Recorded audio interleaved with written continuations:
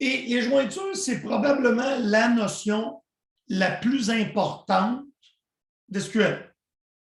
Donc, quand on apprend à dessiner des bases de données, on apprend à les dessiner comme il faut, à ne pas répéter l'information. Et quand on ne répète pas l'information, la seule façon d'amener ensemble l'information de deux tables, c'est d'effectuer une jointure. Je vais nous reculer ici à la jointure qu'on a vue, qui est les jointures internes. On commence ici. Alors, les jointures internes sont une façon de mettre ensemble deux tables qui ont une colonne qui a des valeurs communes. Et dans l'exemple qu'on a vu ensemble, si on parle des tables de EMP et d'EPT, la valeur commune, est-ce qu'il y a quelqu'un qui se souvient c'était quoi?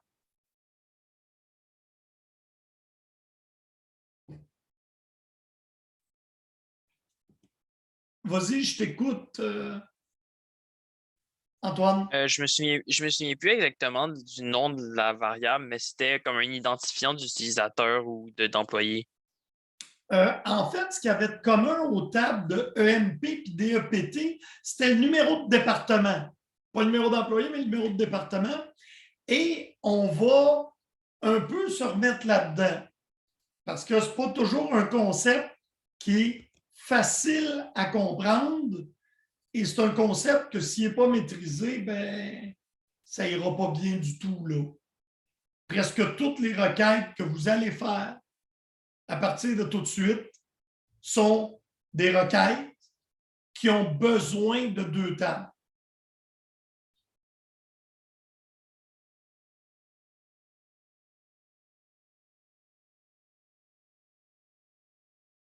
Alors, pour ceux d'entre vous qui travaillent avec Live SQL, je vous suggère d'exécuter vos scripts EMP, DEPT.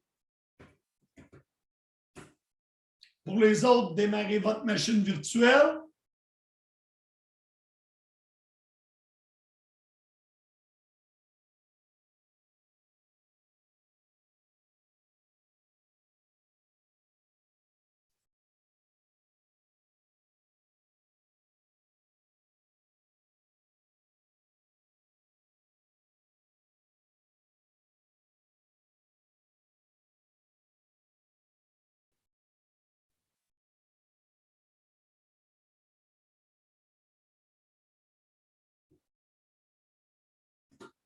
Et on va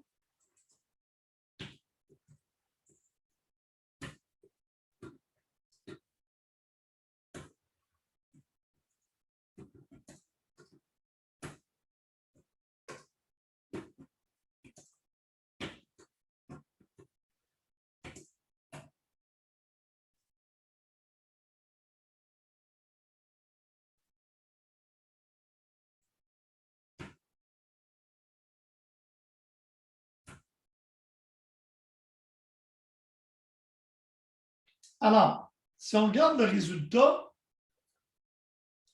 on a à gauche ici la première table qui est EMP avec son numéro de département et on a à droite la table des départements qui est DEPT qui a son DEPNO, le nom du département et la ville dans laquelle elle est.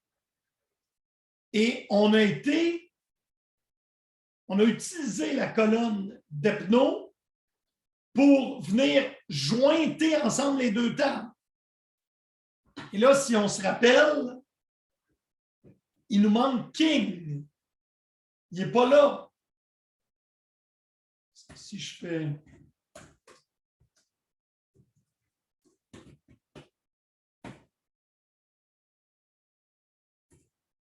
Est-ce qu'il y a quelqu'un qui peut me dire pourquoi King n'est pas dans la jointure qu'on a faite juste avant? Vas-y, Antoine. Parce que dans la jointure, on cherche avec Depno, puis lui, il n'a pas de Depno, sa valeur est nulle. Voilà. Et n'importe quoi comme opération sur un nul, ça retourne quoi? Nul. Nul. N'importe quoi plus un nul, ça retourne nul. N'importe quoi que je compare à un nul, ça retourne nul. Une fonction qui prend un nul, il y a 3 fonctions qui fonctionnent sur les nuls. Is nul, is not nul, puis coalesce. Alors, si je mets une condition d'égalité, nul, ça ne le rencontre pas, bien naturellement, il n'apparaîtra pas dans ma sélection qu'il y a une jointure. Le seul nul qui apparaît là, c'est commission, et commission n'est pas utilisée pour faire la jointure.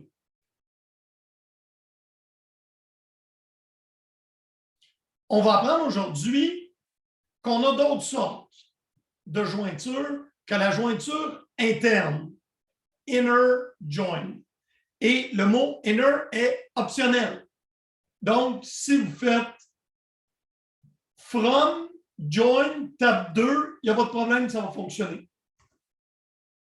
Et on avait commencé à regarder les tables des villes qui ont été attaquées par Godzilla. Donc, la table A comprend le nom de la ville et son pays.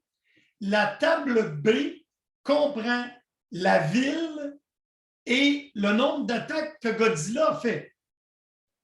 Alors, si je vous demandais, selon vous, si j'avais une jointure à faire entre la table A et la table B, qu'est-ce que je prendrais pour faire la jointure? Le nom de la ville? Ben oui, il doit, merci beaucoup, et je suis sûr que Nazim aurait été d'accord avec toi. En fait, on doit avoir une colonne qui ont des valeurs communes. Et ceux qui ont fait le SQL Murder Mystery ont compris qu'elle n'a pas besoin de porter le même nom dans les deux tables. Le Member ID, le ID dans la table Member, le Person ID dans la table Member, c'est égal au ID de la table Personne. Donc, même si la colonne ici s'appellerait juste City, si les valeurs sont communes, on va être capable de faire un select avec une jointure. Donc, l'exemple de jointure, ben, c'est la ville, les attaques de Godzilla, puis là, on voit une liste. Là. On prend des colonnes de la table A et des colonnes de la table B. Et comment ça se fait? Puis là, j'utilise du langage que vous connaissez. Les boucles for en Java. Et une jointure, c'est 2 boucles for imbriquées. On a une boucle for qui passe sur la première table rangée par rangée et qui, pour chacune des rangées, va faire un for imbriqué, va aller vérifier dans la seconde. Donc, la première boucle ici, c'est on regarde sur la table A et la condition de jointure, c'est où le nom de la ville est égal dans les deux tables. Alors, je me mets sur le premier enregistrement et je vais regarder dans le deuxième si le nom de la ville est égal. Si je le trouve, je vais afficher la rangée, sinon, j'affiche rien. Et là, on le voit visuellement. Donc, on voit en rangée sur la table A le premier for. Et lorsque je frappe une rangée de la table A, je passe dans la table B, puis je vérifie. Donc là, je suis sur Tokyo, je viens de le trouver dans la table B, je l'envoie dans ma réponse. New York, je l'ai trouvé, je l'envoie dans ma réponse. Fukuoka, je l'envoie dans ma réponse, mais Shanghai n'est pas là, il ne fera pas partie de ma réponse. Donc, visuellement, ici, on voit le traitement de la base de données. Il passe dans la première table, pour chacune des rangées de la première table, il va regarder est-ce que l'information de la jointure est respectée. Si oui, j'envoie ma réponse. Sinon, je passe au prochain enregistrement jusqu'à temps que j'ai fini la table B. Ce qui nous permet de faire notre jointure. Et notre jointure, on appelle ça une jointure équijointe. Équijoint veut dire où le numéro de département égale le numéro de département. Et c'est l'exemple que j'ai fait. Si je reviens ici, en haut,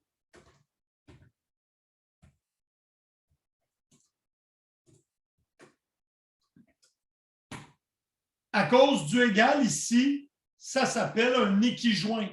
Parce qu'il y a moyen de faire des jointures avec d'autres choses que des égales. On peut faire des plus grands, des plus petits. Vous verrez pas souvent ça. Je vous dis que ça existe. Une jointure interne qu'on utilise un égal, c'est un équijoint, équi voulant dire égal. Tous les équijoints sont une jointure interne. On ne verra pas les jointures sur elles-mêmes. Et ici, on a un exemple de jointure et l'opérateur utilisé n'est pas un égal. Mais comme je vous dis, je ne vous ferai pas faire de ce type de jointure-là. Mais on peut faire une jointure interne qui n'est pas un équijoint. Ici, on fait une jointure avec ce qui est entre les deux salaires d'une autre table. Pas besoin de retenir ça pour l'examen. Par contre, donc, une jointure interne et une jointure où les deux tables que j'affiche respectent les conditions d'égalité. On va maintenant apprendre ce qu'est une jointure externe. Une jointure externe va afficher ce qu'il y a de commun, donc qui respecte la condition d'égalité, plus les autres rangées de la table d'une des deux tables. Et là, on va apprendre, on peut avoir une jointure externe gauche, une jointure externe droite. Et par gauche et droite,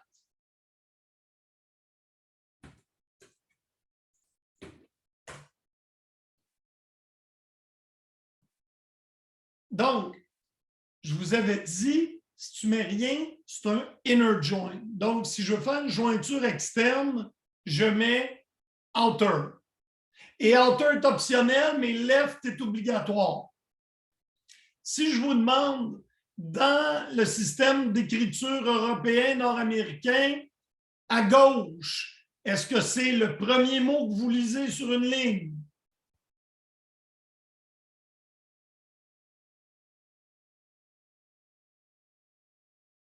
Le premier mot, c'est la gauche ou à droite, selon vous?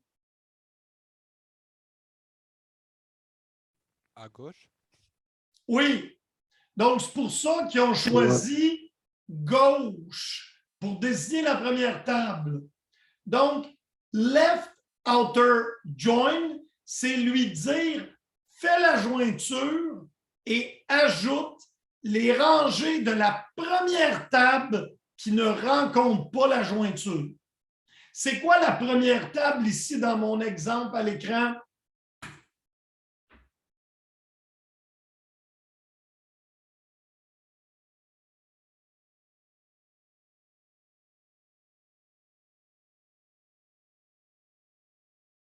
EMP. Oui. Donc, si on lit ce que va faire la jointure, c'est donne-moi toutes les rangées qui rencontrent la jointure, autrement dit, dont le département est égal dans les deux tables, plus toutes les rangées de la table EMP qui ne rencontrent pas la condition. Alors, est-ce que vous croyez, si j'exécute ça, qu'on va voir apparaître King? Oui ou non? Je veux un vote. Ceux qui pensent que King va apparaître, levez la main. Ceux qui pensent que King n'apparaîtra pas, ne levez pas la main.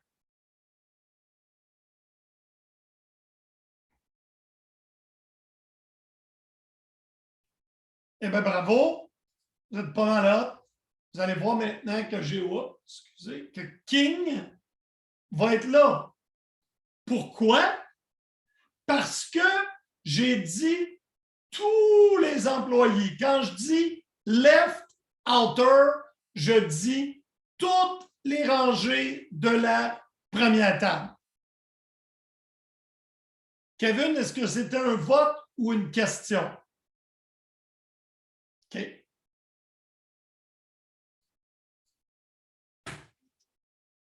Et je vais vous demander si je fais un right outer join, ça veut dire toutes les rangées de la seconde table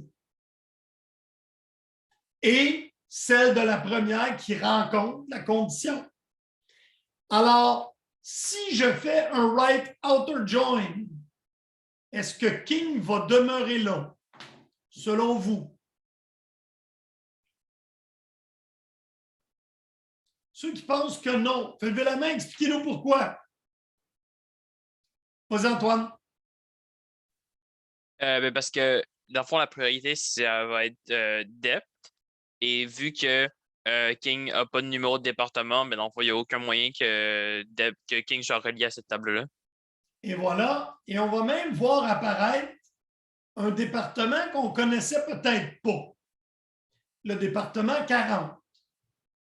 Et il apparaît parce que j'ai fait une jointure externe en disant right outer join, right là, puis left, pensez toujours première table, deuxième table. Donc, quand je fais un right outer, ça veut dire la seconde table ici, DEPT, va apparaître au complet. Même s'il y a des rangées qui ne rencontrent pas la condition de jointure.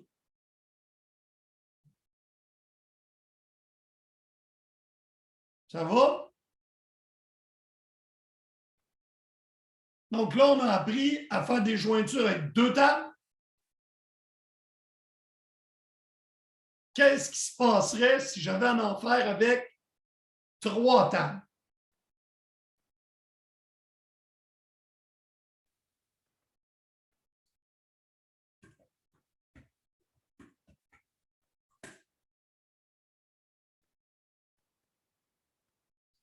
Si je ne mets rien devant le join, c'est quoi le type de jointure par défaut? Tu peux me l'écrire dans le chat. Si je ne mets rien devant le join, quel type de jointure c'est par défaut?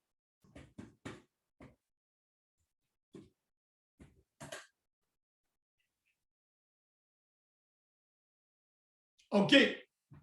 Je trouve ça intéressant que vous me parliez de naturel parce qu'on n'a pas vu ça dans mon cours, une jointure naturelle. Merci, Kevin.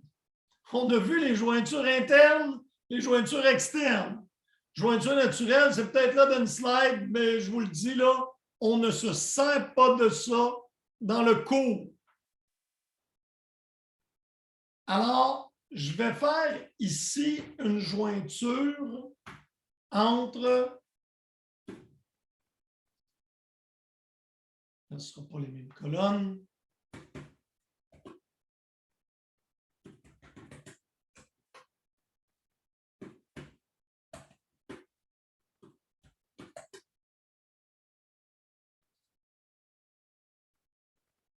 Oh, c'est-tu numéro ou c'est nu?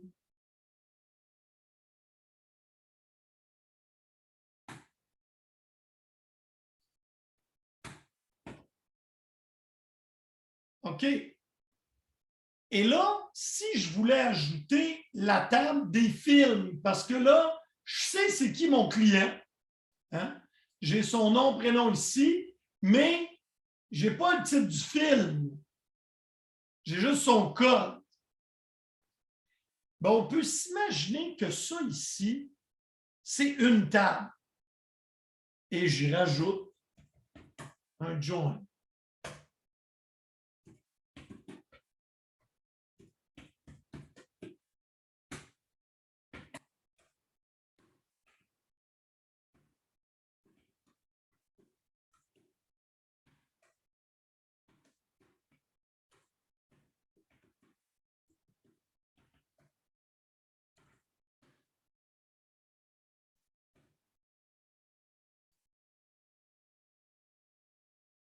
Et là, on va avoir le titre du film et toute l'information.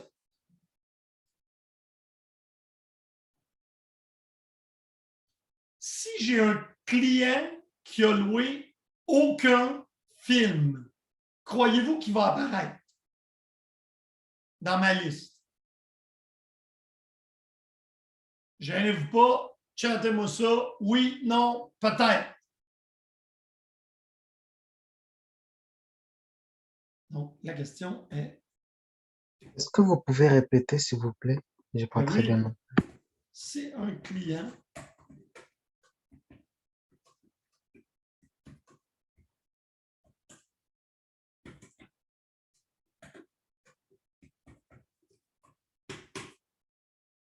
donc, si un client va louer de film, apparaîtra-t-il dans la réponse? C'est ça la question. Puis, vous pouvez tenter un oui ou un non. Ça ne vous montrera pas, selon vous.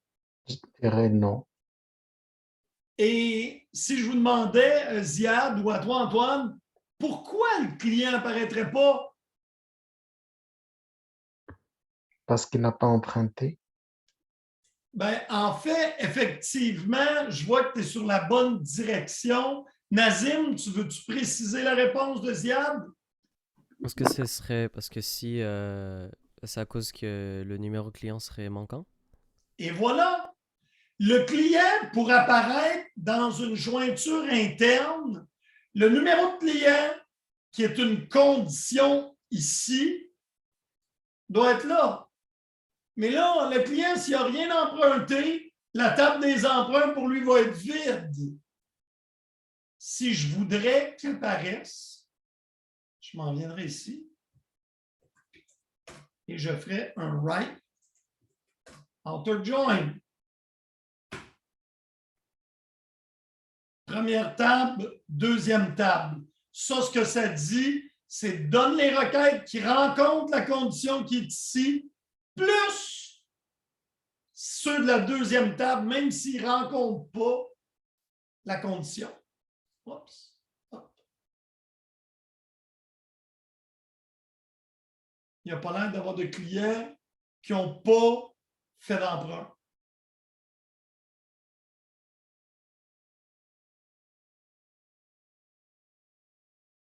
Je n'ai pas de clients dont l'emprunt est nul. Et on pourrait vérifier avec.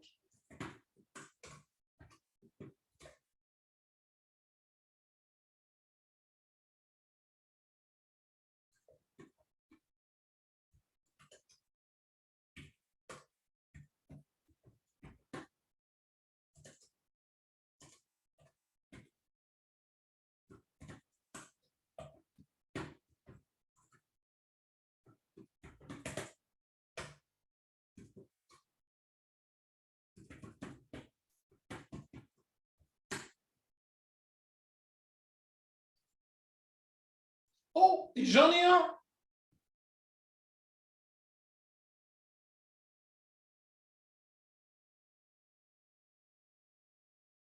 J'en ai un, j'ai Paul Piché qui n'a pas loué de film.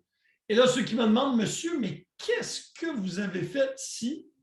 Je vais vous le formater comme il faut. J'ai fait une sous-requête ici. J'ai dit, donne-moi tous les clients où le numéro de client ne se retrouve pas dans vidéo emprunt.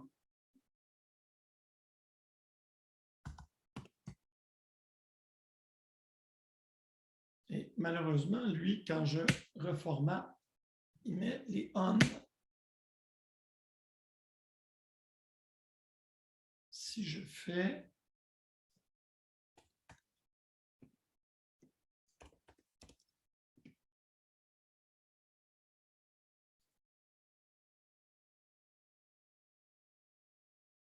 Alors voilà, j'avais oublié une condition de jointure externe.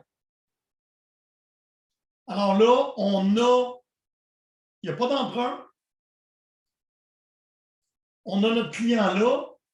Ayant pas d'emprunt, il n'y a donc pas de film. Il fallait donc que je permette aussi la jointure externe pour les emprunts.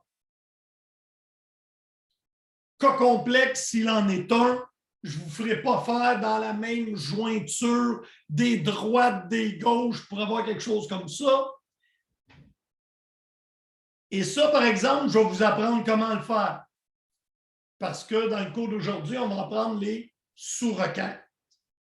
Qu'est-ce qui est important d'avoir retenu? Kevin, je t'écoute. Dans la jointure de vidéofilm, j'ai pas trop compris c'était celui de gauche. Ici? Oui. OK, j'aime ta question. Premièrement, quand on fait des jointures à plusieurs tables, comme je vais avoir ici en haut, oublie la partie de la ligne 5. Quand tu regardes une requête, tu veux joindre une autre table, tu t'imagines que tout ce qu'il y a avant, c'est une table. Donc, le left va s'appliquer sur la jointure, ce qui est jointé. Donc, quand j'écris une jointure à 3 tables, j'écris mon premier bout, je le regarde, puis là, je me dis OK, je veux aussi jointer ça sur les films, je la rajoute, puis la partie gauche, ça se trouve à être la jointure qui est traitée comme si c'était une table. Ça as-tu répondu à ta question, Kevin? Oui, c'est bon, merci. Et on va voir un peu tantôt comment utiliser ça pour des sous-requêtes. Là, il est 3 heures, pause jusqu'à 3h15. Alors voilà tout le monde, bonne pause. Et on vient ensemble de voir les 2 types de jointures pour lesquels vous êtes responsables. Un inner join et un outer join, donc jointure interne et jointure externe. Jointure interne n'affiche que les rangées qui rencontrent la condition de jointure. Jointure externe peut afficher toutes les rangées de la première ou de la deuxième table, en plus de celles qui rencontrent les conditions.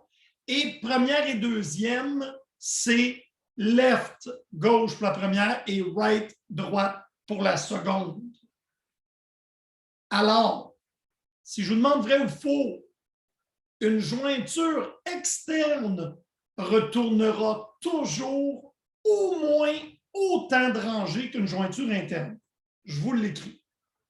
Alors, d'entre vous, c'est plus facile s'il le voit décrit.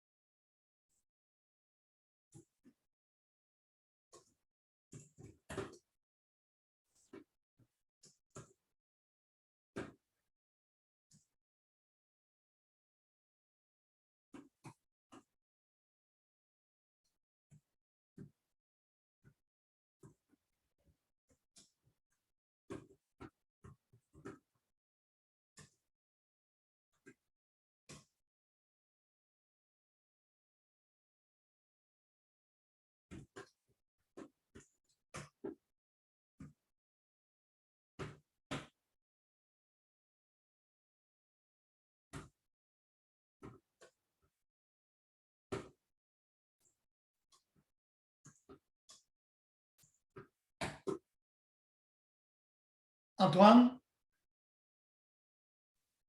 Dans le fond, ça, c'est pour une même table. Ben là, pour les mêmes jointures, pour les mêmes deux tables. OK.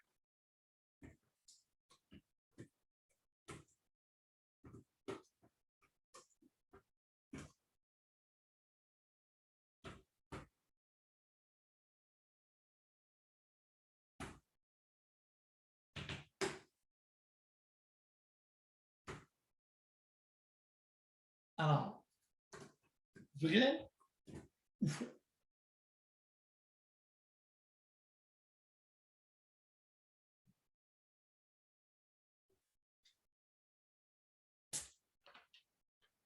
Vas-y, Antoine. Moi, j'irais vrai. C'est absolument vrai. Une jointure externe, ça va retourner tout ce qui rencontre les conditions de jointure, plus celles qui ne les rencontrent pas. Alors, ce n'est pas particulièrement complexe comme question. Inner join, jointure interne, seulement ceux qui rencontrent la clause d'égalité. Jointure externe, tous ceux qui rencontrent la jointure interne, plus, selon si tu as choisi la table gauche ou droite, le reste. Est-ce qu'il y en a qui n'ont pas bien compris ce qu'on vient d'énoncer là? Parce que ça va se retrouver à l'examen. Ziad, je t'écoute. J'ai pas très bien compris. OK. Si tu mets deux tables ensemble, puis que tu fais un inner join, tu vas juste avoir les rangées qui rencontrent la clause d'égalité. Donc, je le réécris ici avec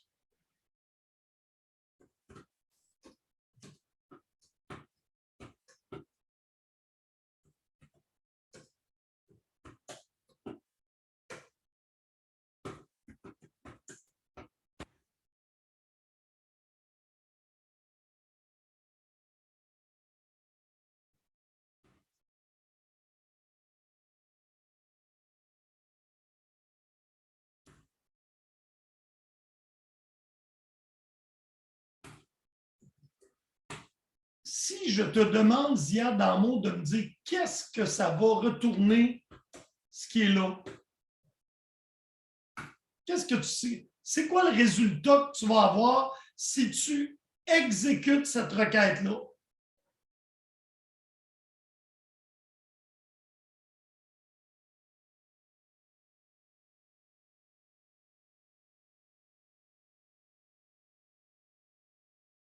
Ziad?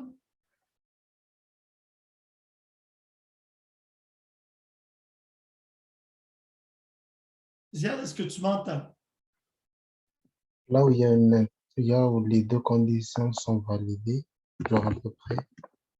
Tu vois deux conditions, toi, moi, j'en vois qu'une seule. Ah oui, c'est vrai. Il y a juste cette condition-là.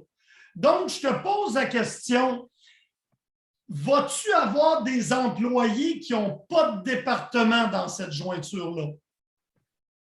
Non, Est-ce que tu vas avoir des départements qui n'ont pas d'employés?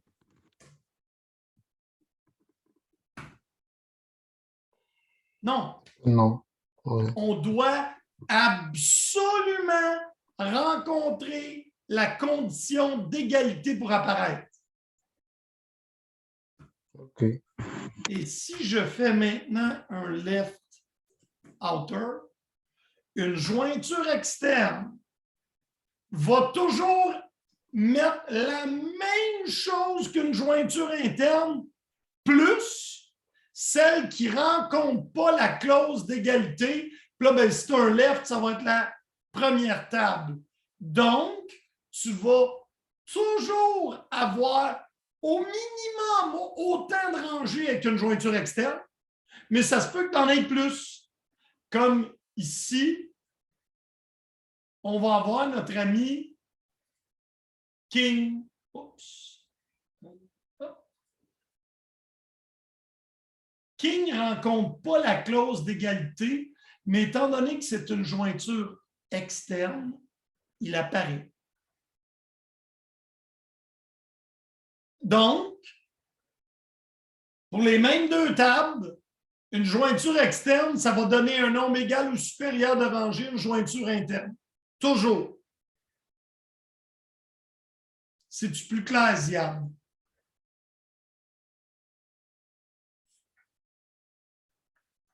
Oui, Parfait, je suis sûr que ça a aidé quelqu'un d'autre.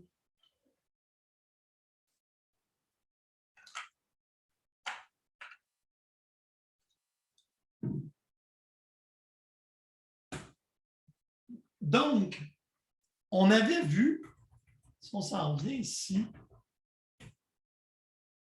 jointure interne ne met que ce qui rencontre la condition.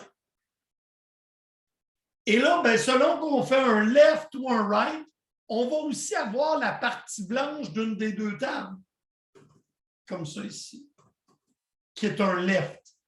Le left va me donner tout ce qui rencontre la condition, plus ce qui est inclus dans la première table. Le right, qui est aussi une jointure externe, c'est juste qu'au lieu d'être la première table qui est là au complet, c'est la deuxième. Et là, sur un left, on va voir apparaître toutes les rangées de la colonne A, même si il ne rencontre pas la clause d'égalité, et on voit, ça ajoute Shanghai à droite. Shanghai n'est pas là dans l'étape B, mais étant donné que c'est une jointure externe, elle va apparaître à droite. Et pour les valeurs que le système n'est pas capable de déterminer parce que sa jointure n'est pas vraie, ben il met nul.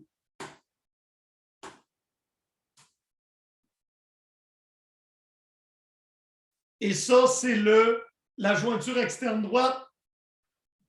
C'est la même chose qu'une jointure interne et on rajoute les enregistrements de la deuxième table. Il y a aussi un full outer. Vous n'êtes pas responsable de ça à l'examen. Mais un full outer met tous ceux de la première, tous ceux de la deuxième, puis tous ceux qui rencontrent la clause d'égalité. Si je m'en viens ici et que je fais maintenant un full, ça veut dire droite et gauche en même temps. Je vais maintenant avoir 15 rangées, soit King ici en haut qui n'a pas de département et le département 40 qui n'a pas d'employé.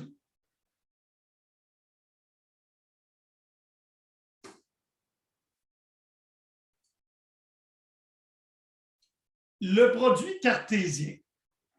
Un produit cartésien, c'est si on ne met pas de condition de jointure. En fait, 90% des cas de produits cartésiens, c'est un accident.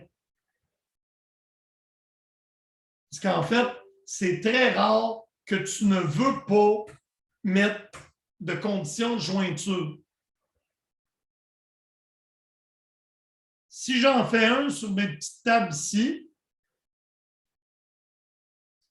pour le faire, je vais utiliser la façon oracle d'écrire les jointures. Ce n'est pas valide dans mon cours, mais pour ceux qui pourraient travailler dans une entreprise qui utilise Oracle, ça, c'est la façon traditionnelle d'écrire les jointures internes. Tu mets la première table, tu mets la deuxième table, where, et dans le where, tu mets la condition de jointure.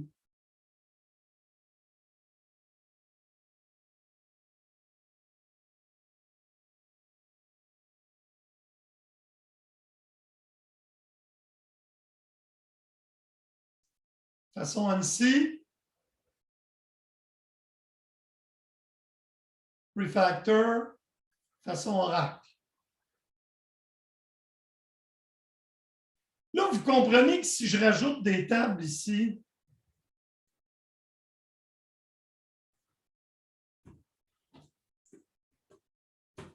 puis là, je continue, il est très facile d'oublier une condition de jointure. Et qu'est-ce que ça fait quand j'oublie une condition de jointure? Bien, ça prend toutes les rangées de la première table avec toutes les rangées de la deuxième.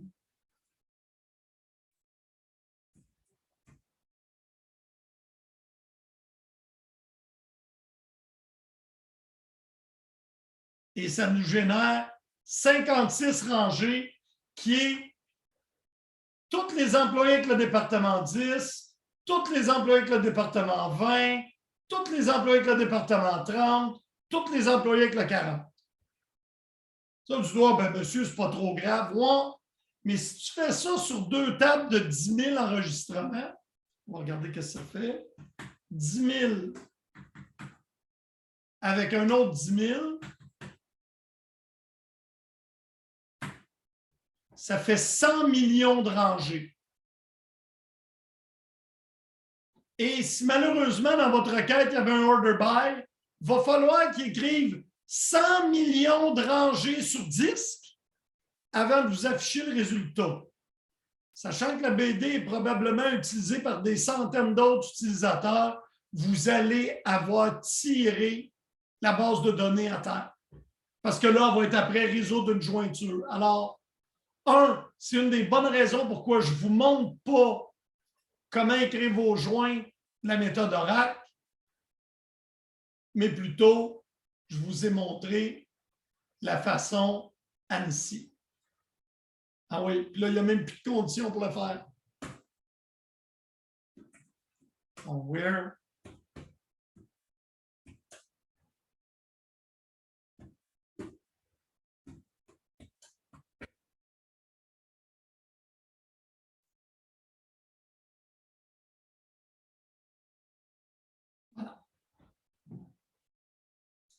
Mais de toute façon, comme je vous dis, faites attention, c'est très rare que vous voulez un produit cartésien.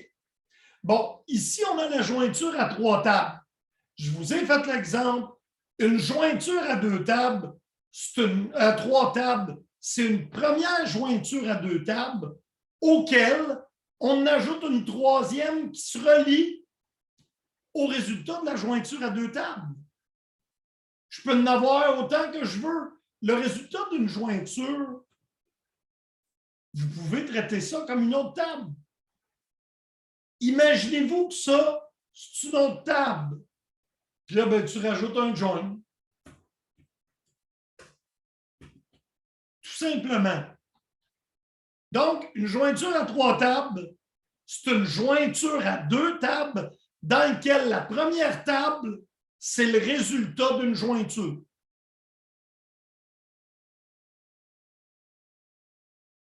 Est-ce qu'il y en a qui ne comprennent pas bien ça? Ça va? Right?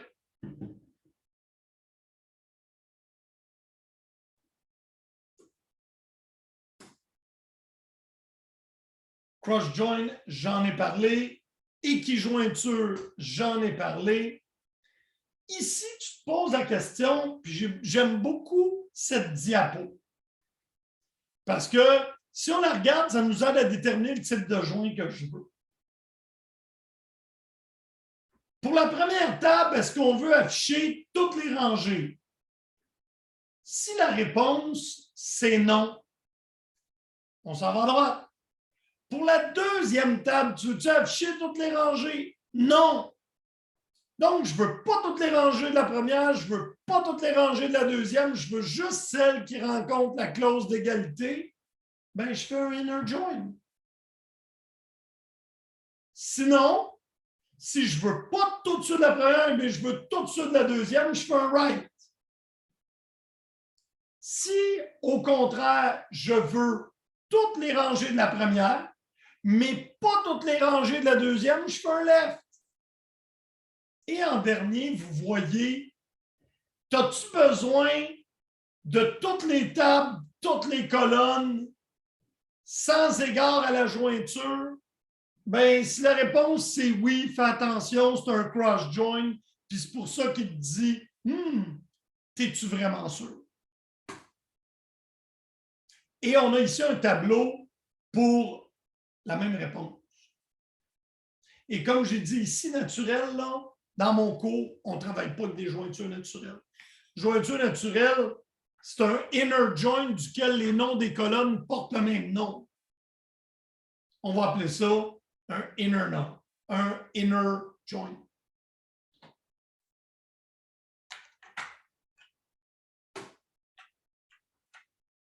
Avant de terminer, on va apprendre les sous-requêtes. Et comme je vous ai dit, une sous-requête, en fait, celui-là qu'on a ici spécifiquement, c'est une sous-requête de from. Et là, ce que je vais faire, les messieurs, ce n'est pas particulièrement utile. Ben ouais, c'est vrai, dans le fond. Mais ici,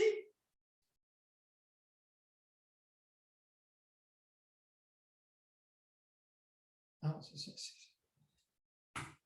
Je fais mon point virgule là, il n'y aurait pas cette condition. Bon. Ça ici, vous pouvez vous imaginer que c'est une requête. Et vous auriez le droit de faire un select dessus.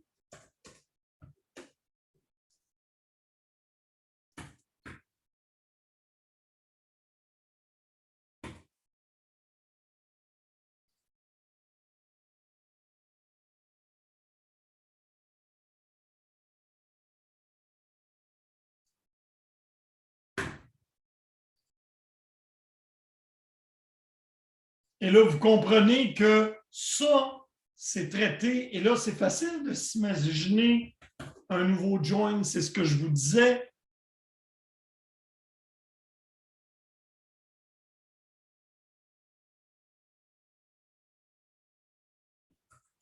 Donc, ça, c'est un sous-select de from. Je fais mon select et je le roule par-dessus. Et souvent, on va se servir de ça quand on a des calculs. Donc, ici, par exemple,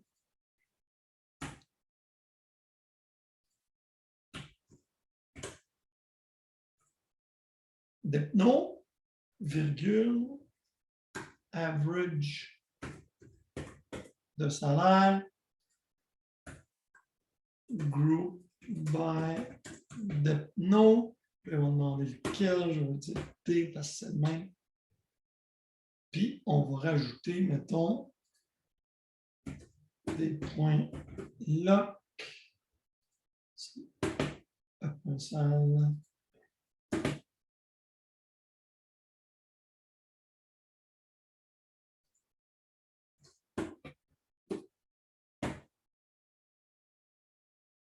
va faire un petit round, là, parce que c'est pas tellement joli.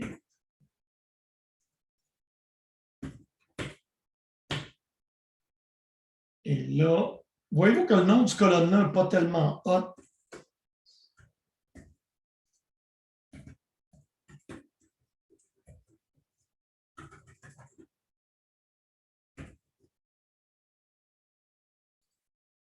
Bon. Oh, mais là, je voudrais juste les salaires supérieurs à 2000. Là, je pourrais le faire avec un where, mais je pourrais m'en venir ici. Simplement dire where.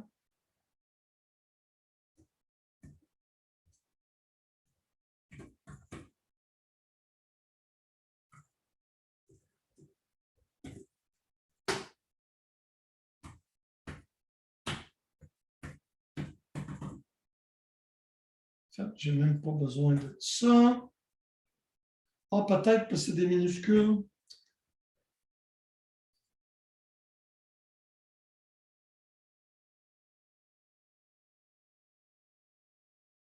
Mais ça ici, j'en aurais pas de besoin. Théoriquement, je crois. Ah non. J'aurais pu tout simplement faire ça.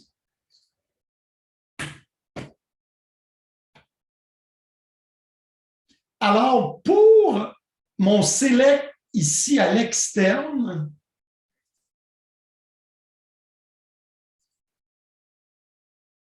Ça ici, ça apparaît comme un select. Il n'y en a plus de différence. C'est comme si ça ici, ça crée une table temporaire sur laquelle je peux exécuter mon deuxième énoncé.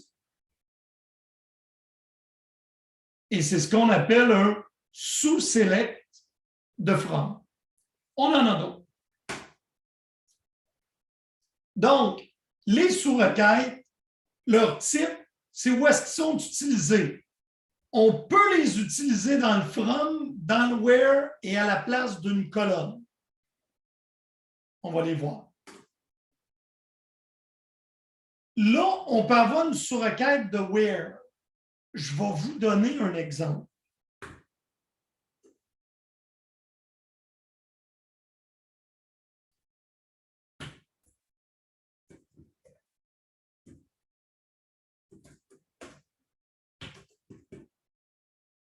Moi, je veux la ville du département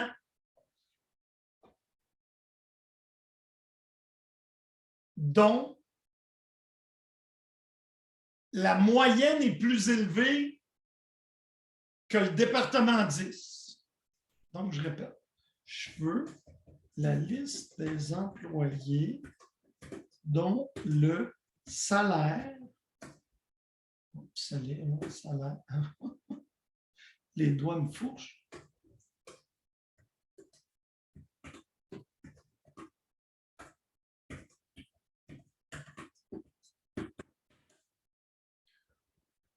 Ben, que la moyenne des salaires, tiens.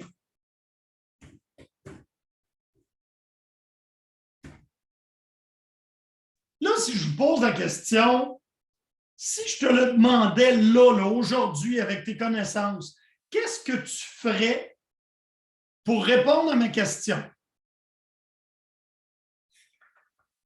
Je veux la liste des employés, oh mon Dieu, dont le salaire est plus élevé que la moyenne.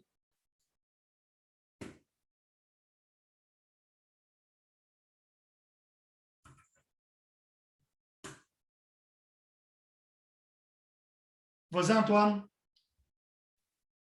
Ben, on ferait une. Ben, comme mettons, avec le fait que vous avez fait en haut, on ferait une sous-table dont l'une des rangées calcule la moyenne des salaires.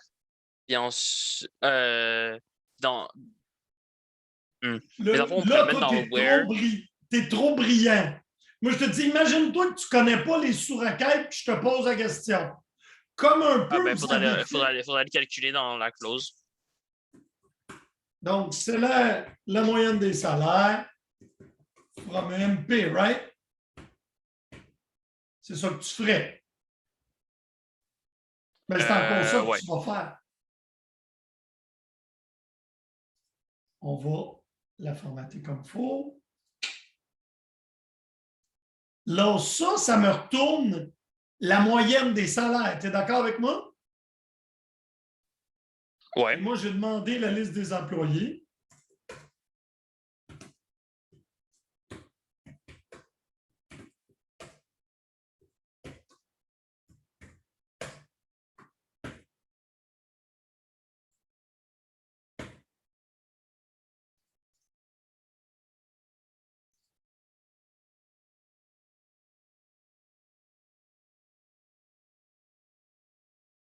Donc, ça me retourne la liste des employés dont le salaire est plus élevé que la moyenne. Et là, quand je pose cette question-là, il faut toujours penser à l'envers.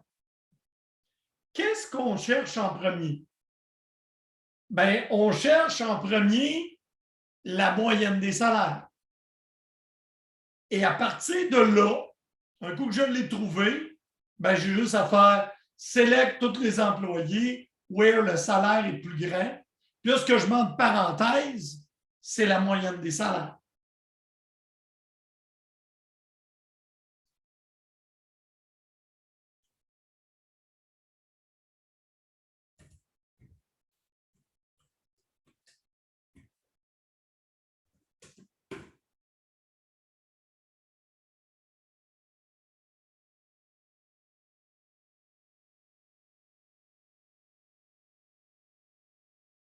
Qu'est-ce que vous en pensez?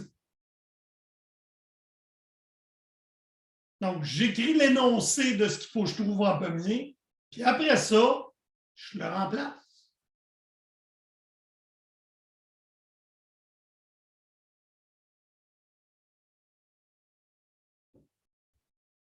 Vas-y, Antoine. Je comprends pas l'utilité des sous-requêtes parce qu'on pourrait pas juste le recalculer dans le where. Ben, il est dans le where ici. Non, mais dans le sens genre est plus petit. Pourquoi on doit faire select average cell? On peut pas juste faire where cell est plus grand que. Parce qu'il faut aller dans toutes les rangées de la table, c'est pour ça. OK. Celui-là. Parce qu'il faut que je fasse ce calcul-là avant. Là, donnez-moi la liste. Oups, excusez.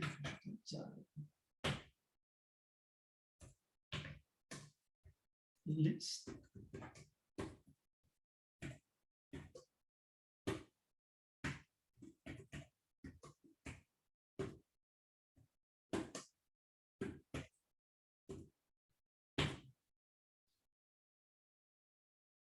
La liste des employés qui ont été embauchés après CAR.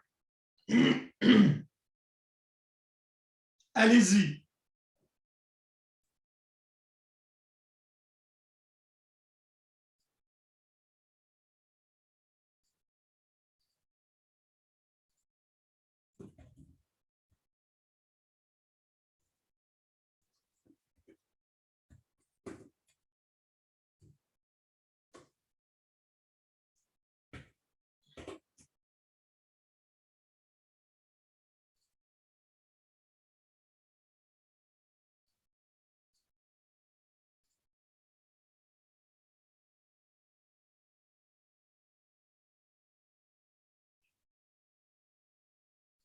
J'ai une question.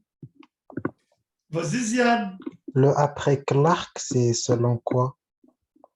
Ben, c'est parce que la date d'embauche, hire date, Ah, c'est ok. date d'embauche. J'avais pas vu. C'est pas grave.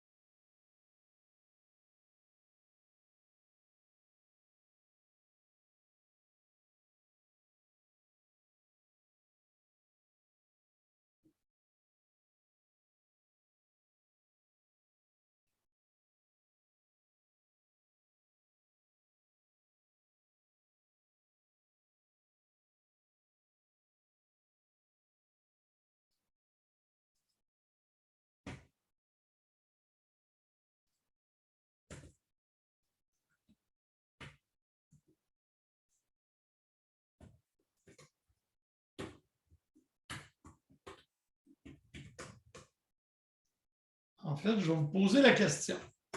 C'est quoi la première chose qu'il faut chercher pour répondre à cette question-là? Vas-y, Nazim.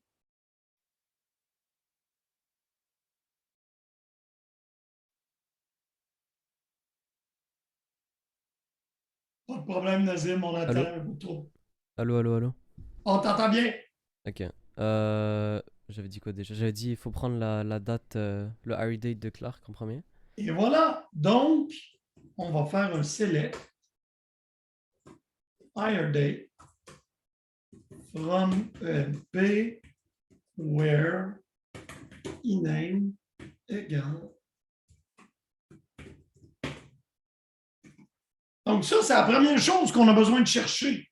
Puis après ça, je veux les employés qui ont été engagés après. Donc, select.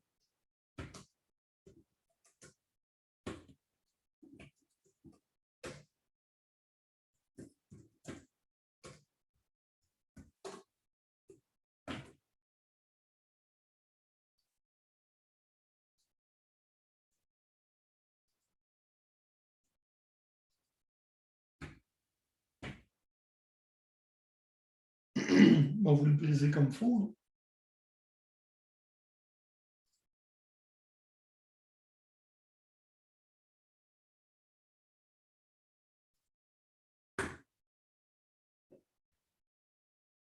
Alors, je veux l'information de la table employée où la date d'embauche est plus grande que la date d'embauche de Clark.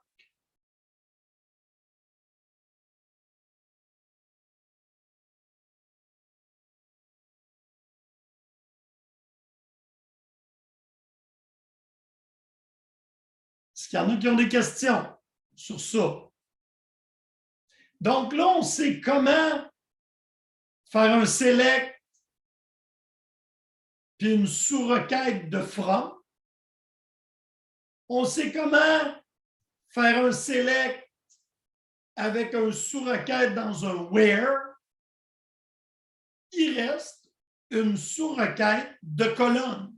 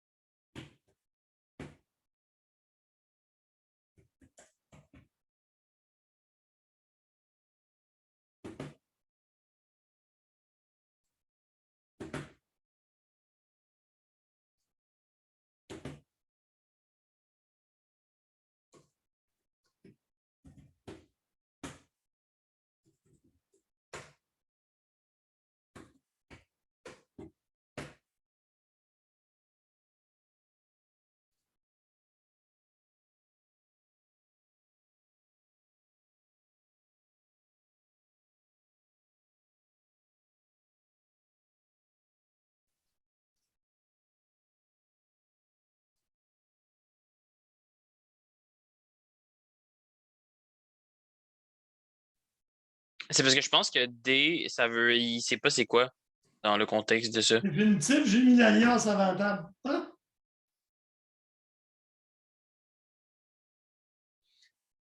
Alors, ici, ce que j'ai fait, j'ai été chercher la ville du département qui appartenait à l'employé.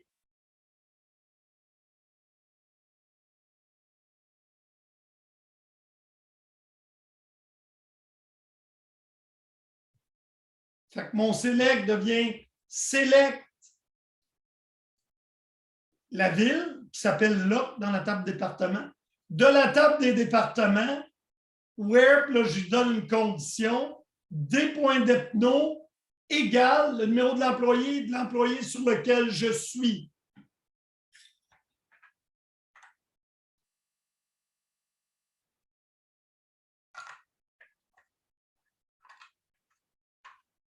Une sous-requête de colonne, ce qui aurait eu une autre façon de faire la même chose qui est beaucoup plus commune et que vous connaissez. Pour répondre à la question qui est lister les employés avec leur ville. Vas-y, Antoine. On aurait pu faire un join dont le on serait été d.dep est égal à e.dep. Mais oui, une jointure, c'est toujours beaucoup plus approprié. Je vais t'expliquer pourquoi. Si je te demande l'information d'une table puis l'autre, puis tu connais la condition de jointure, c'est bien mieux de faire une jointure. Parce que là, le deuxième select va se faire pour chacune des rangées de la table. Alors ça, c'est un très mauvais exemple pour vous montrer une sous-requête. Mais je vais t'en montrer une où tu n'aurais pas le choix. Moi, je veux l'employé et la moyenne du salaire de son département. Tu n'as plus le choix, là. Tu es obligé de faire ça.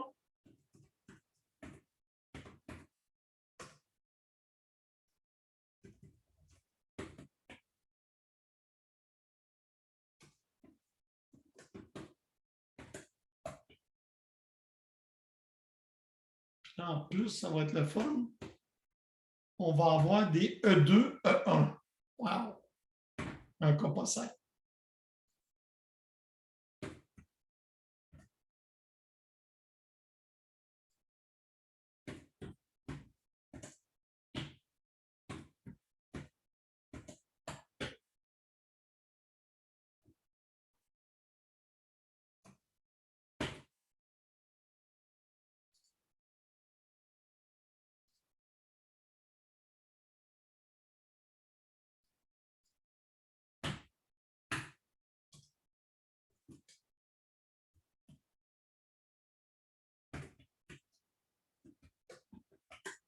Les moyennes de salaire de département. Alors, c'est juste un peu, j'ai de la difficulté à aller comme ça. Voilà. Donc, là, pourquoi j'ai utilisé E1, E2? C'est qu'en fait, j'ai la même table et c'est plus facile de les distinguer. Là, je dis choisis le nom, virgule, select la moyenne des salaires, where le numéro de département est égal au numéro de département de l'employé sur lequel je suis.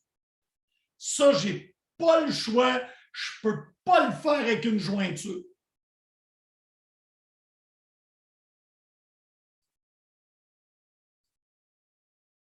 Oups, c'est E1, j'ai changé le nom d'alliance. Si je veux être gentil, je vais l'arrondir.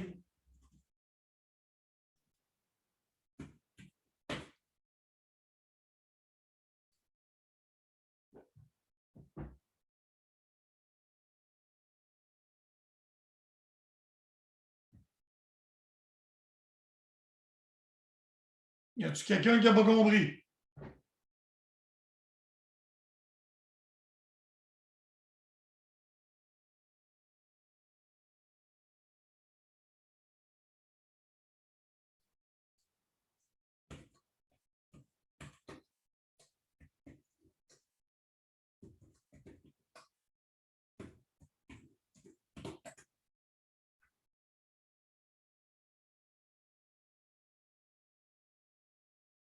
Alors, là, tu dis, c'est quoi qu'il faut que je trouve?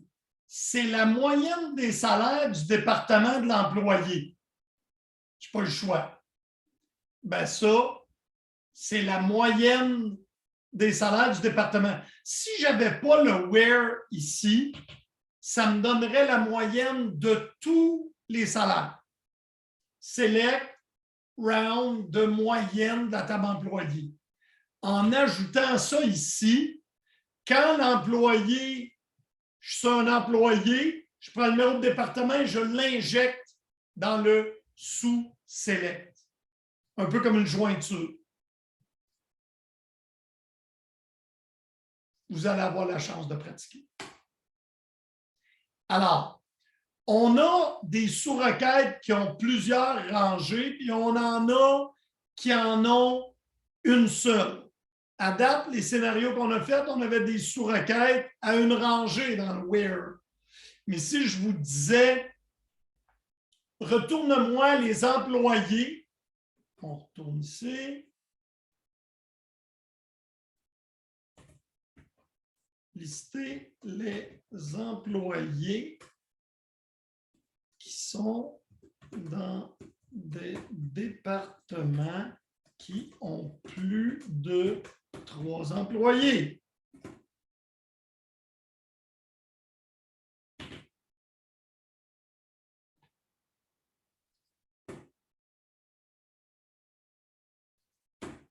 Qu'est-ce qu'il faut que je trouve en premier?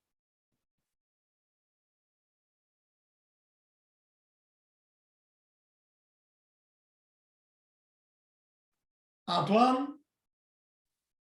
Il faut compter le nombre d'employés par département. Bon. Et ça, on fait ça avec un select count.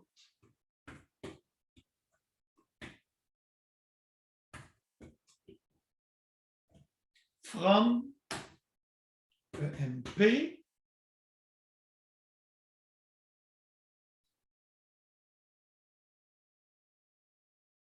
On va y mettre le depth-nom pour les besoins d'affichage. Mettons que je ne sais rien d'autre.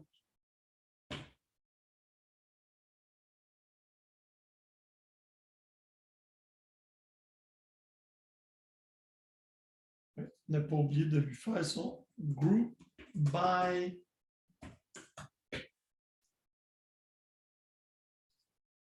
OK. Donc là, j'ai retourné le nombre d'employés par département. Est-ce que tout le monde est d'accord avec moi? Mais est-ce que je veux tous les départements? Non, j'ai une condition qui ont plus que 3 employés. Et étant donné qu'il faut que j'utilise ça, je ne peux pas écrire un where. Il faut que j'écrive un having.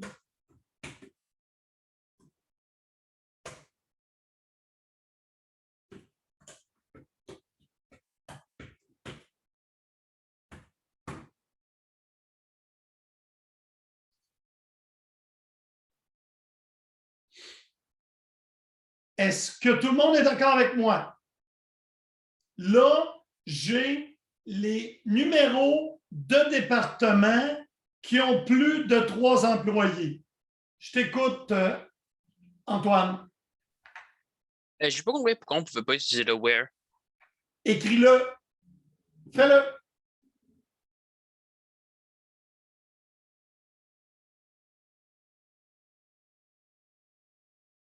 C'est un bon point que tu apportes. Au début, quand on commence à faire des fonctions de groupe, on dit, ben oui, mais c'est un where. Mais ça m'a mis une erreur. Et lis-la l'erreur à haute voix, s'il te plaît. Ça dit missing expression. C'est juste missing expression. Regarde, moi, je vais te changer ça. Ici, je vais te mettre un where comme tu as voulu faire.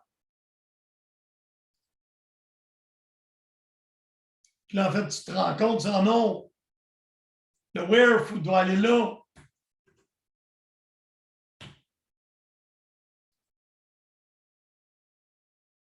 Et tu n'as pas le droit de mettre une fonction de groupe dans un where.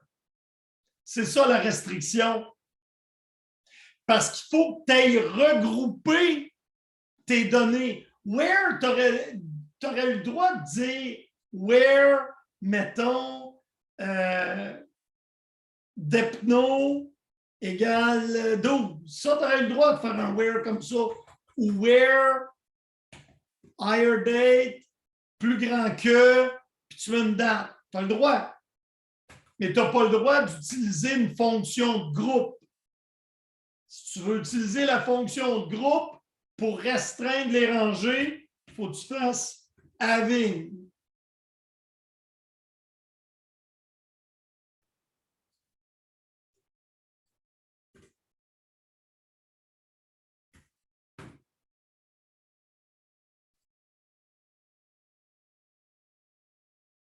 Donc, j'ai maintenant la liste des départements dont les employés sont plus grands que 3. Est-ce que tout le monde est d'accord avec moi? En fait, je n'ai plus besoin d'avoir la carte.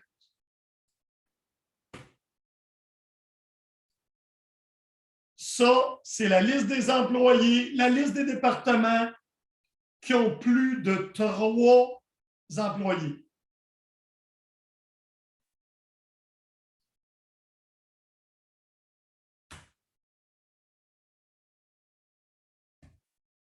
Un coup que j'ai ça, select name from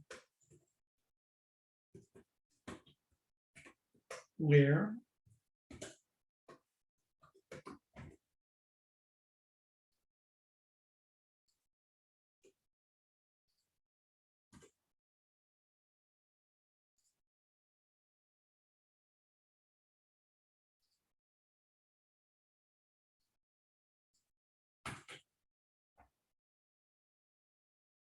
Donc, select les employés from département, where Depno in, select le numéro de département qui ont plus de 3 employés.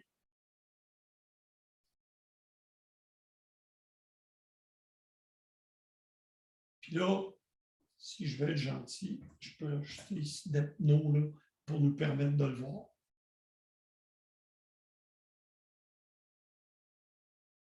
Voyons. Ah, excusez.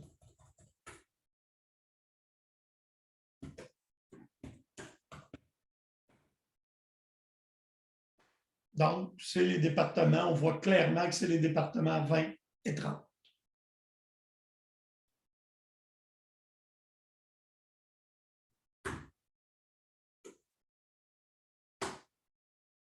Alors, si on n'a qu'une seule rangée, comme le fameux higher date, on peut utiliser plus grand, plus petit, égal. Si on en a plusieurs, comme ici, notre réponse comprend plusieurs rangées, il faut que j'utilise le in.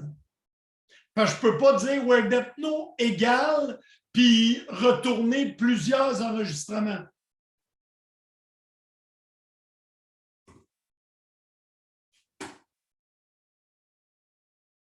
Ah, bon, on l'avait la question ici. Alors là, ici, j'ai ma réponse. Select our date from MP where name égale Clark. Je sais très bien que je vais avoir qu'un seul enregistrement. Donc, je pourrais mettre un égal, un plus grand. Mais si ça ici me retournait plus d'une date, ben là, il faudrait que j'utilise le in.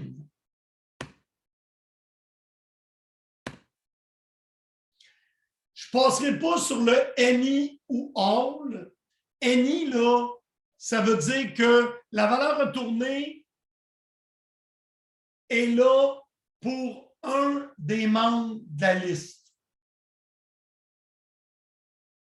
Et si j'utilise, mettons, plus grand, ben n'importe quel qui est plus grand que celui de la liste serait vrai. All, il faut qu'ils soient tous vrais. Mais comme je vous dis, vous êtes responsable de in, avec un sous-select qui retourne plus qu'une rangée. Eh bien, on vient de terminer les sous-requêtes. On va apprendre l'expression case. Et celle-là, vous le connaissez. Vous connaissez juste pour la syntaxe. Case, c'est un switch case. C'est la façon de faire. Nous, il y en a d'autres façons en RAC, là. Nous, on ne travaille que sur le case.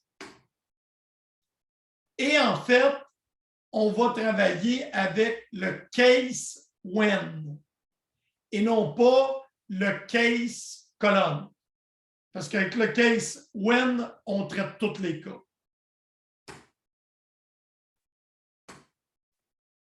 OK. Moi, je l'aime, celui-là. Par contre, il n'est pas bon pour nos valeurs. On regarde ici.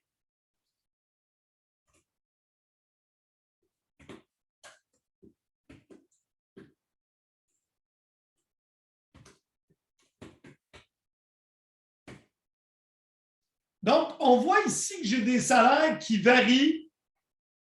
Hein?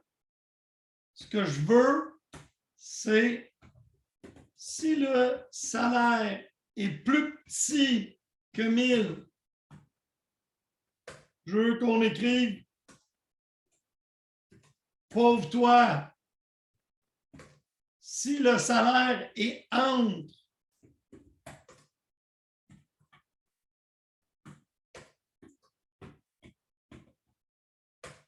t'écris pas pire, sinon, wow! OK, on va commencer notre select.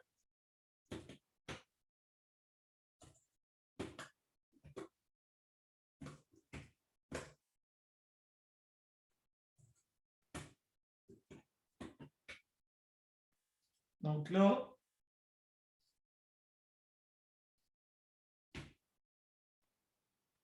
et là, on veut une troisième colonne qui est notre case.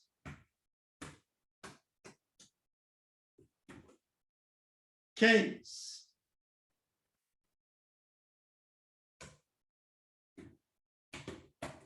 When sal est plus petit que 1000, then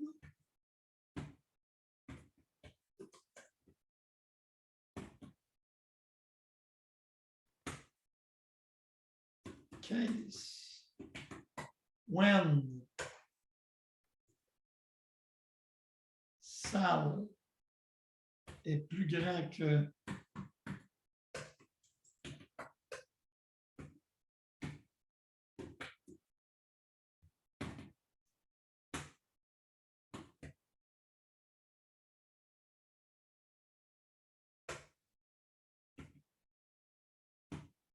excuse-moi, le case il est avec une fois.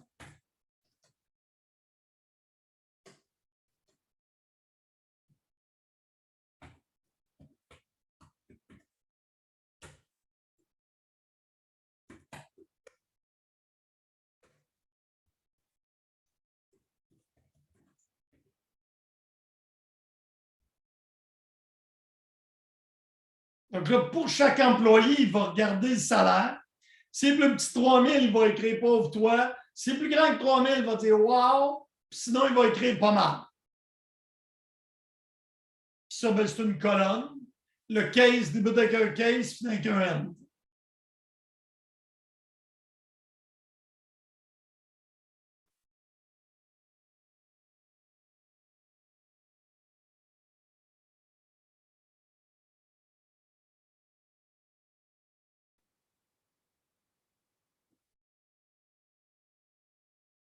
C'est pas pire, pas besoin d'écrire break.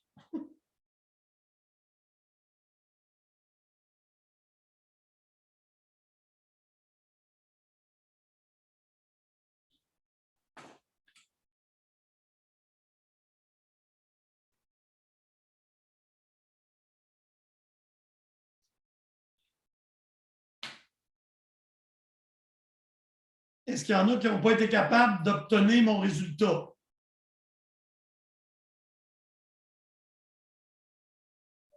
Vas-y, Antoine. Ben, j'ai pas mal écrit la même affaire que vous, mais je comprends pas pourquoi. Moi, ça me met une erreur. Il n'y a pas de problème, regarde bien ça, on fait un deal. Tu nous affiches ton écran. On va arrêter mon partage. Vas-y. Je suis sûr que ça va bénéficier d'autres gens.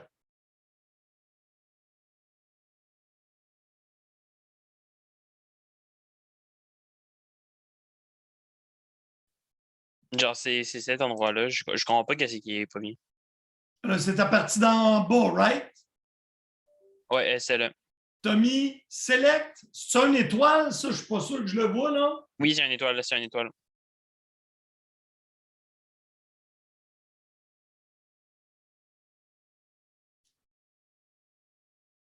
Là, ce qu'il ne voit pas, c'est ton from.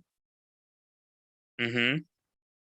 Au lieu de mettre étoile pour le moment, mets donc iname. Exécute. Ok, là, ça marche. Et bouge pas, je trouve ça intéressant que l'étoile ne marchait pas, mais je vais l'essayer à mon écran.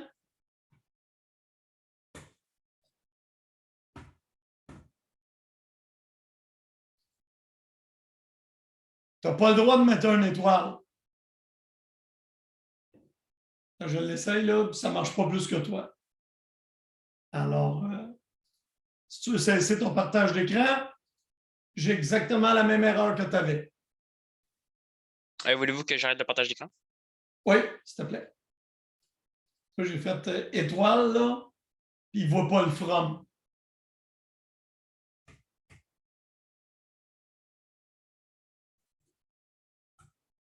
Donc, ça va l'air de rien nommer les colonnes, là. Mais c'est important. Oups!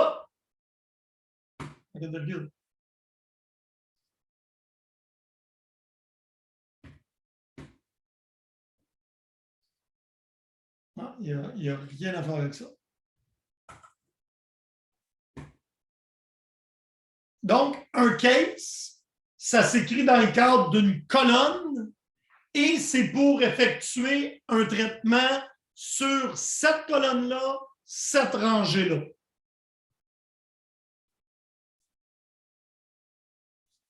Ça va?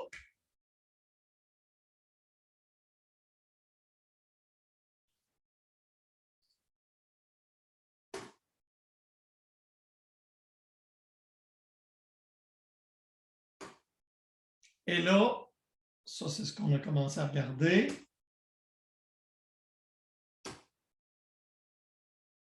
Et on a terminé.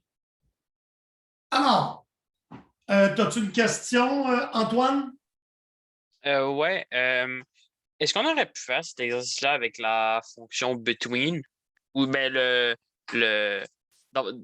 parce que dans le fond, vous aviez dit que c'était si c'est entre 1000 et 2000, genre, on devait écrire pas pire. Parce que j'ai essayé de le faire, puis j'arrivais pas à le faire. Est-ce qu'on peut le faire avec between? Moi, j'ai réussi à le faire avec Between. Que ça marche, ouais.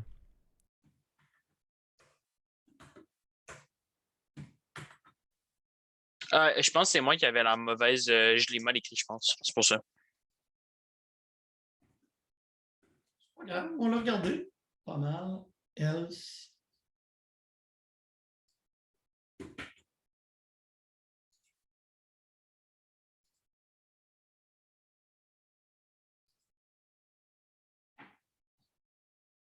Oublie pas que between, il faut vraiment mettre un end, puis il n'y a pas de virgule, puis il n'y a pas rien. C'est colonne between, valeur A, end, valeur B. C'est bon. Merci. Pas de problème. Antoine, je t'écoute. Dans le fond, le lien qu'on doit clone, c'est juste est-ce que c'est juste l'URL du site ou est-ce qu'il y a notre dépôt? Oui, C'est un mais lien ça va te spécifique qui créer est sur ton le dépôt personnel. Ok, d'accord. C'est bon. Et dans votre dépôt, vous devriez avoir 3 fichiers. Est-ce que je me trompe?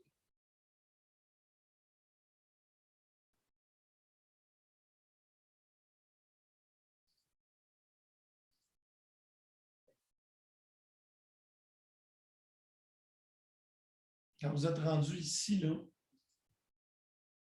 moi, c'est un template, malheureusement. Mais vous pouvez l'ouvrir GitHub Desktop et faire votre clone ou vous créez un répertoire et vous faites un git clone.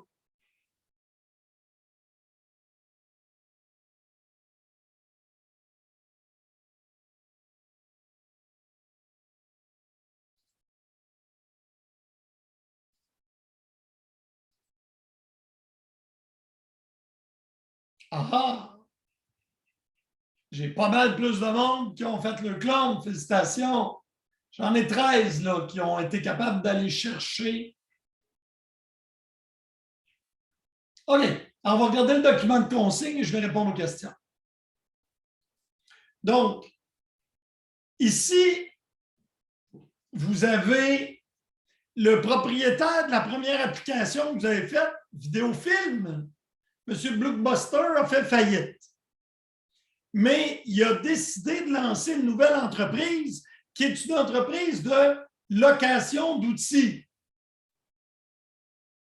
Quelle excellente nouvelle! Et là, on a vu un petit modèle. Nous avons 3 tables. Outils usagers, que vous pouvez penser comme étant outils clients, outils emprunt et outils. 3 tables.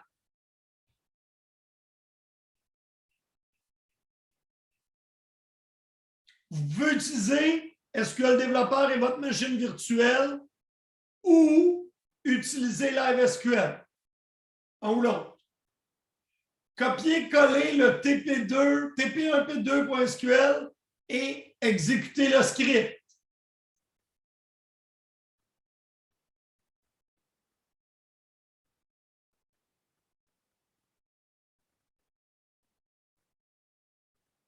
Je vous suggère de faire un select étoile sur toutes les tables juste pour être à l'aise, connaître le modèle.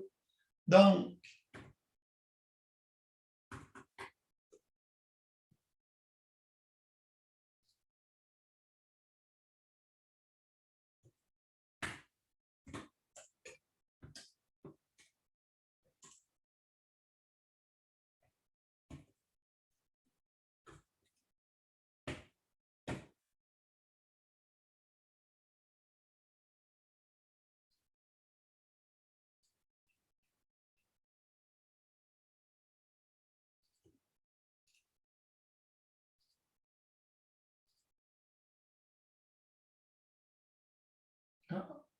usager. Bon, ça va voir. Oh! Mais là, est-ce que je les ai dans mes tables de Scott? Oh! Ça va créer. C'est une bonne raison, hein? Donc, on va aller chercher dans mon script la création de BD.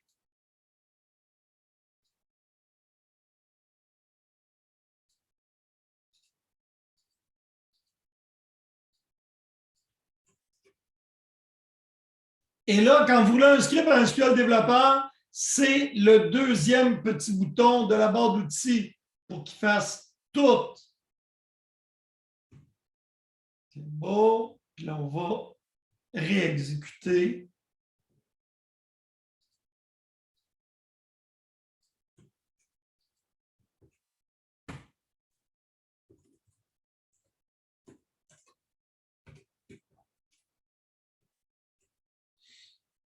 Bon, outil emprunt, format.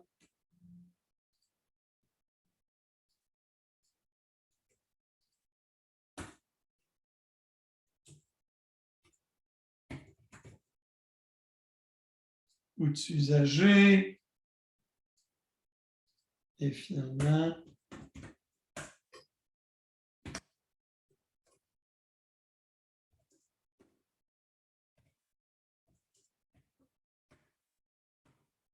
donc, nos 3 tables.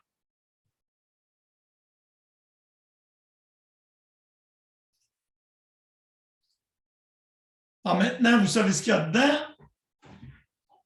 Je reviens aux consignes. Là, je vous pose des questions et je veux que vous utilisiez le document de réponse que je vous ai donné, qui est déjà tout fait, hein, et qui a l'air de ça ici.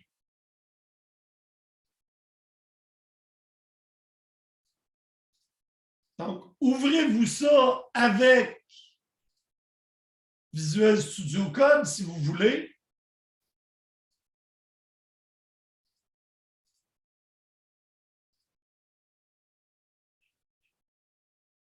Et là, vous mettez votre nom en haut.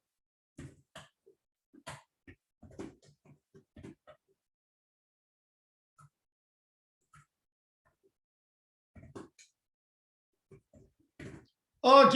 Et votre nom de fichier, pas d'accent. Même si ton nom, c'est Édouard, pas d'accent. Oui, mais c'est Naïm avec un I tréma. Pas d'accent. Aucun. Ça a été le cauchemar avec le travail HTML. J'ai plein d'étudiants qui ont étudié des accents. Alors, mettez votre nom, vous mettez votre DA. Et pour vous, gentils, j'ai déjà rempli la première partie. Rédiger la requête qui affiche la description de les 3 tables. Bon, je vous ai fait la première, desk outils. Copie. Tu peux t'en venir. Et mettons.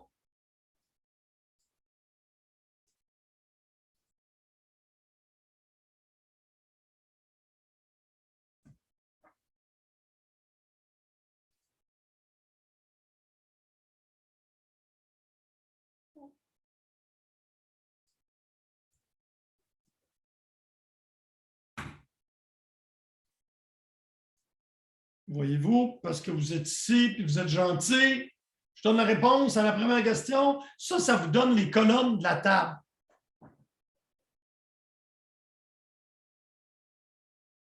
OK. Donc, je réponds. Écrivez les requêtes pour obtenir le résultat. Toutes les requêtes doivent être dans le fichier SQL qui se nomme comme ça, remplacer nom et DA. Vous devez ensuite déposer le tout sur les A. Non! Déposez pas sur les A, je répète. Ne pas déposer sur les A. Vous avez juste à le laisser dans le classroom. Et 5 % de pénalité par jour, plus de 3 jours de retard, ne me le remettez pas, je ne le corrigerai pas.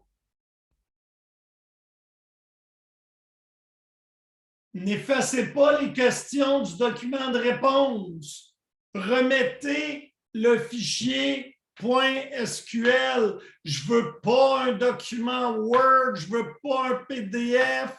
Vous me laissez ça dans le document que je vous ai livré.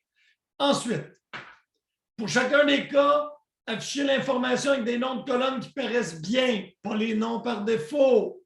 Vous devez aussi traiter les cas de comparaison de chaîne de caractères, soit avec lowercase ou uppercase. Vous ne devez pas prendre pour acquis que vous savez comment c'est écrit.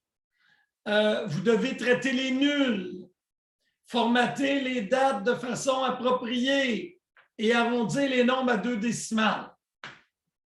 Les clauses des énoncés, select, from, where, doivent commencer chacun sur une nouvelle ligne.